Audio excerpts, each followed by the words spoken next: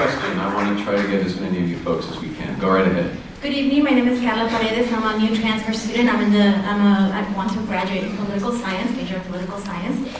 And as I came to learn about the UC crisis, I thought about President Obama's speech on education on September 9th, and I decided to email the White House and ask some questions.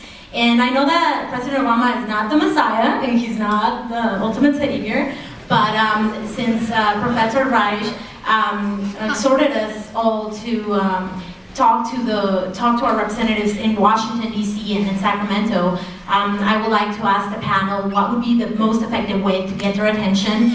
And I know that the healthcare reform discussion is a big attention holder right now, but if Kanye West can get his attention, so can we.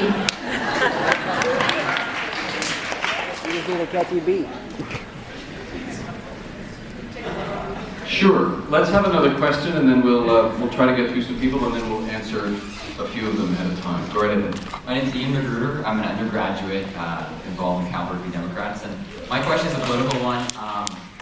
I'm wondering, looking back a few years ago, or a few months ago, when the state was facing this $24 billion budget deficit, the state could either raise revenues or make cuts, and they decided to go with an all-cuts budget because none of the ideas that would raise revenues could even get close to getting the 2/3 that they needed.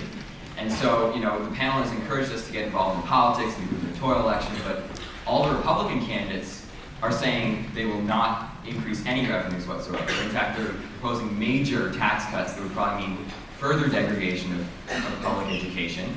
And even the leading Democratic candidate, Jerry Brown, has said that we're, quote, not in the business of raising revenues. And so I'm wondering, how can we change this narrative that the people of California do want to raise revenues and that we do need to raise money to support public education in California? All right. Thank you. Go ahead. At the risk of taking too much time, because I'm going to have to leave in a moment, I'm just going to try to answer your question and also the question before. Part of the answer is, as you suggest, is rhetorical. We need to talk about service cuts rather than tax cuts. People have got to understand that basically what we are doing in the state is shooting ourselves in the feet and sacrificing the future.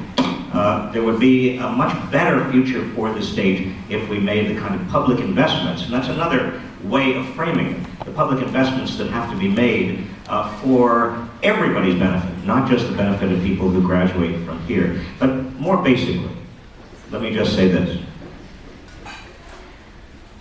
Since 1980, most Americans, and certainly most people in California, have seen no real increase in their incomes at all.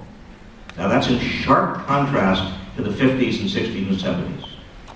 If we want to know where the tax revolt came from, or at least the seeds of that revolt, the soil in which that revolt was developed, it was the frustration of the middle class in basically not getting ahead at all.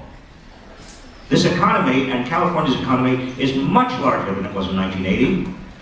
It's one of the richest economies in the world. It's the 6th or 7th richest economy in the world. Well, what happened to all that money? What happened to all that revenue? What happened to all that great growth? The fact of the matter is, and I say this not to be labeled, in fact I hope I'm not labeled as a class warrior, but the fact of the matter is that most of the benefits of a growing economy have gone to the very people, the very top.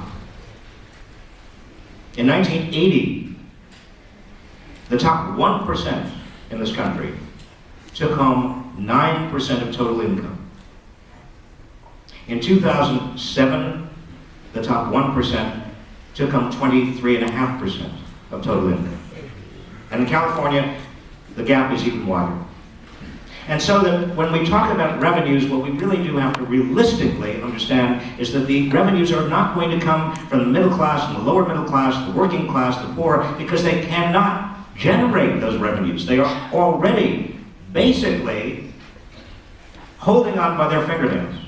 It's going to have to come from the upper middle class and the wealthy.